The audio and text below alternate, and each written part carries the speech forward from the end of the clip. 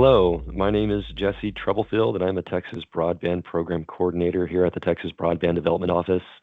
Today, I'm here to discuss the Texas Broadband Pole Replacement Program. More specifically, I'm going to give a tutorial that provides application guidance for this program. But before I do, let's go ahead and hit some important details. Information about this program's eligibility requirements, its timeline, and more can be found on ESBD, sometimes referred to as texassmartbuy.gov. Resources for this program are available on broadbandfortexas.com. That might be where you found this video. I will also emphasize that applicants should locate and prepare the required documentation before they start any online application here, that they will not be able to save the progress that they've made once they start their application. Applicants must also successfully validate a PRAS to apply to the program, which is something that I'll give a demonstration of here in just a little bit. Now, as I mentioned, there is required documentation for this program, and I strongly insist that you prepare that documentation before you begin the application process to make this as smooth as possible. That documentation is listed out here. That includes a PRAS, a contact list, an affidavit, a direct deposit authorization form. For those of us who are applying and don't have a TIN number, we'll be expected to provide an application for a Texas identification number form. And then for those of us who are applying and anticipate seeking reimbursement for administrative costs, you will need to provide documentation that substantiates said costs. Now let's go ahead and jump straight into a tutorial of what this application process looks like. As I mentioned, broadbandfortexas.com has a lot of resources for this program and many other resources. I recommend that you check it out when you get a chance to. There are resources labeled down here at the bottom of this webpage. Again, that might be where you found this video. But there's a host of information available about this program here, as well as links that will refer you to additional resources, including this one here, which will take you to ESBD, again, sometimes referred to as texassmartbuy.gov. And this is where you can find all of the documentation that you will need to provide for the application process. Now, once we are ready to apply and the application window has opened, there will be a link to take yourself to the application portal that will be here on broadbandfortexas.com on the pole replacement webpage. And when you do, it will take you to a portal that looks like this one right here. For those of us who have not applied to this program before, we will need to create an account. This is a very simple and straightforward process. You'll just need to provide your first and last name, as well as your email address that you intend to use for this program.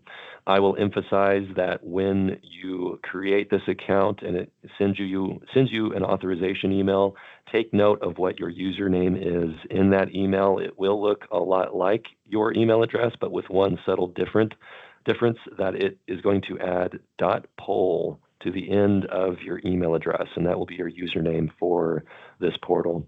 But once you have created an account and you have authorized it, you will be able to log on to the portal here.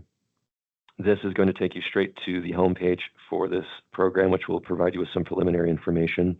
But if we go to the Funding Opportunities tab, it's going to take us to the button that will allow us to apply now. Likewise, when this tab is able to load here, it will show us that, again, applicants will not have the option to save once they log out or once they exit this application or this portal. Applications should be completed in one sitting, and so that is why we're encouraging that you be prepared to submit all the necessary documentation before we begin. And we are going to begin. We're going to hit Apply Now here. And the first thing it's going to take us to is the applicant information. This is all very, simple, straightforward information that should be easy to fill out. The first thing that we'll be able to identify is what type of applicant are we? Are we a broadband service provider? Are we a pole owner? Perhaps we're both.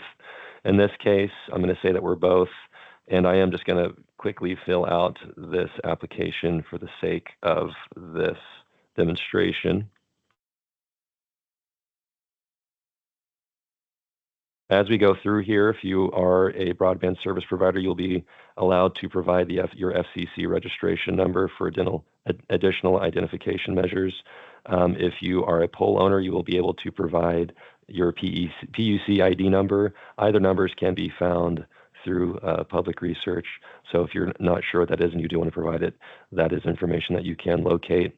Likewise, you'll be required to identify whether you do or do not have a Texas identification number. If you do, it will request that you provide that TIN number now. If you do not, it will prompt you later in this application to submit the the TIN authorization form that we had previously pointed out. I'm going to go ahead and say that we do have a TIN number. I'm going to throw some numbers in here to move this demonstration along. But once we complete the applicant information, then it takes us to the contact information.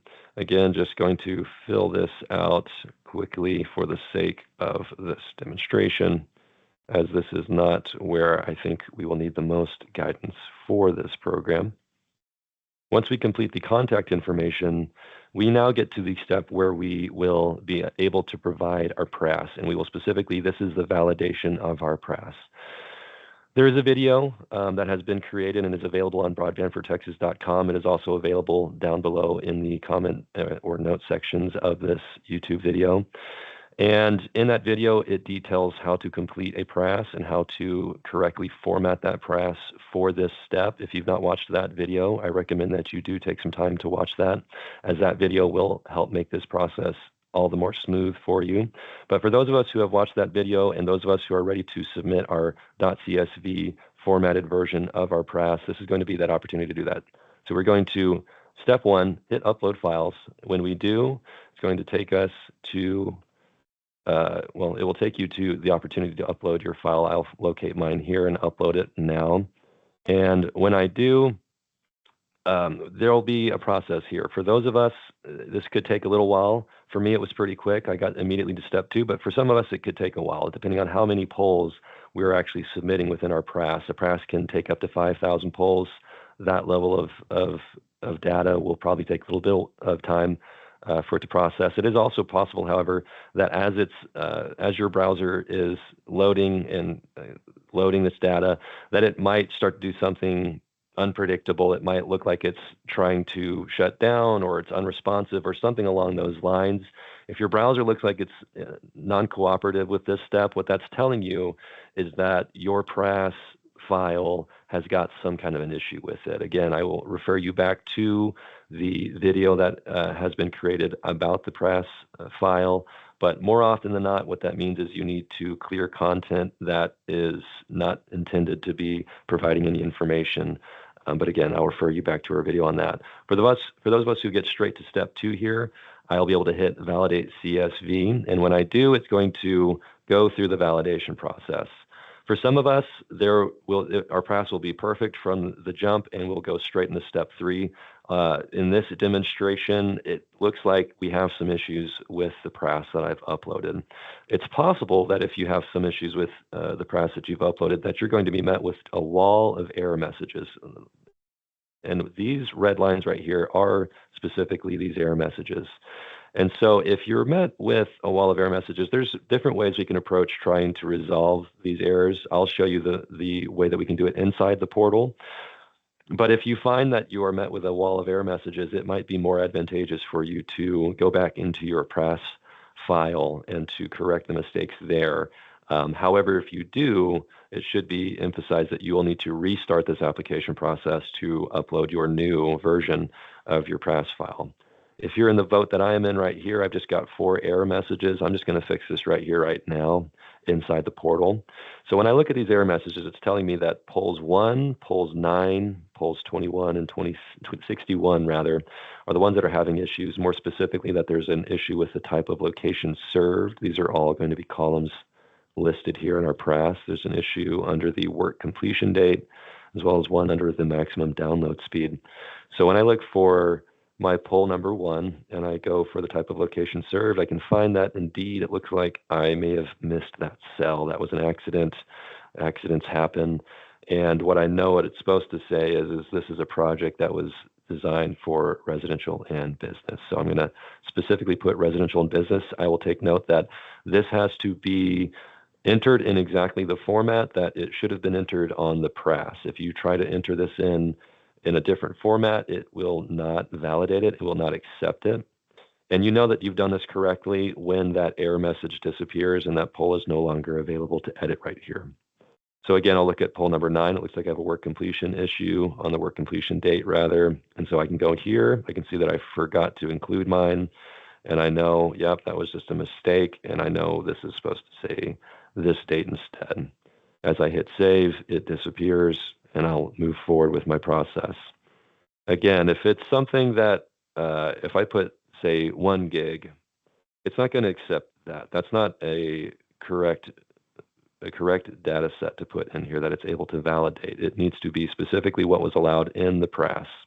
So in this case, I will say it is 1 gigabyte or greater. I'll be able to save that as well. And then last but not least, it looks like it's caught an issue with the date here that I've provided a date that is too early, and that is just a mistake on my part. I had meant to put 2022, so I'm glad it caught that, and I'm able to correct it here right now. For those of us who had no errors, we'll just be able to jump straight to step 3, and we'll be able to hit submit data. For those of us who have some errors in our press, as you've seen, there's ways to correct those errors here in the portal. There are also potentially ways to correct them on the original press formatted, CSV formatted file. However, if you do correct them on that original file, you will need to go back and restart this application process.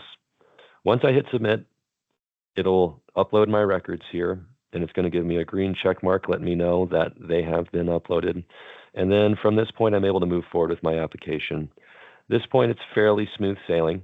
It takes me to a step where I'm able to identify what administrative expenses I am or am not seeking from this program. I can identify yes or no whether I am seeking expenses. If I am seeking expenses, this would be my opportunity to identify what those expenses are and to provide documentation to substantiate these costs. I, for the sake of this demonstration, am going to say no, there are no administrative costs, which will take me to the reimbursement calculator. This step will allow me to identify what is the amount from this program that I actually am requesting. I'm going to seek the total amount. I'm going to seek $706,000, $722.50. And this number down here is going to take the sum of what I enter here, as well as the expenses that I entered previously on the step before. It will provide the total sum here, and this is the amount that I'm seeking from this program at this point. When I'm ready, I can move forward with my application and provide the documentation for this program. Again, this would be why you would want to have this prepared ahead of time, because if you've not, then now you're in a position where you're in a quick rush trying to get this information completed and put together, which realistically will probably time your application out and you'll have to start over anyways. So as you go through, you can upload your files. You can hit done as they are completed. We'll go through here one by one. This is going to be the press, the original .xlsx version of my press, the non.csv version. Oh, looks like we had an error. But we'll try again. Looks like I tried to upload the .csv. We want the .xlsx. That is the Excel version of it. We'll provide the direct deposit authorization form. Again, all this information, all these documentation can be found on ESBD or texassmartbuy.gov. That is also linked and available through broadbandfortexas.com. Because we provided our TIN number originally in the beginning of this application, I will not need to provide a TIN form, but if I had not had a TIN number, this would be where I need to provide that form. I do not need to do that, so I'm going to go straight to submitting an affidavit as well. And with this final document uploaded, we'll be able to move on to the final step of this application, which is certifying. Read through the bullet points, of course. Make sure that you're ready to certify this information. But once you are, and once you have completed this final step, you'll be able to hit submit, and it will give you your confirmation as well as a confirmation number. And at this point, you've submitted an application to the pole replacement program. That will be the entire process in a nutshell. I will again emphasize that this application needs to be completed in one sitting, that you will not have the opportunity to save as you complete it. I will also emphasize that this PRAS, as a part of this application process, your PRAS needs to be validated, and there could be some reasons why you get tripped up on that. Common reasons why you might get tripped up on that is that you've incorrectly formatted your .csv file. You might have too many incomplete cells within rows that are hidden within there. It's possible that the numbers, or i.e. the costs that are formatted in your PRAS include commas. Perhaps you copy and pasted some costs into your cells, and now there's a comma in there. For example, we have 2,500 here with a comma. That comma is going to create issues for you when you try to validate your PRAS if you've copied and pasted that comma in there. Again, there is a tutorial available on broadbandfortexas.com. But if you have any questions or concerns, if you'd like to have a copy of this slide deck, I please ask that you contact us here at the information provided. I appreciate you taking the time to learn more about this program and to prepare for it. And I appreciate you. As always, have a great day. Thank you. Goodbye.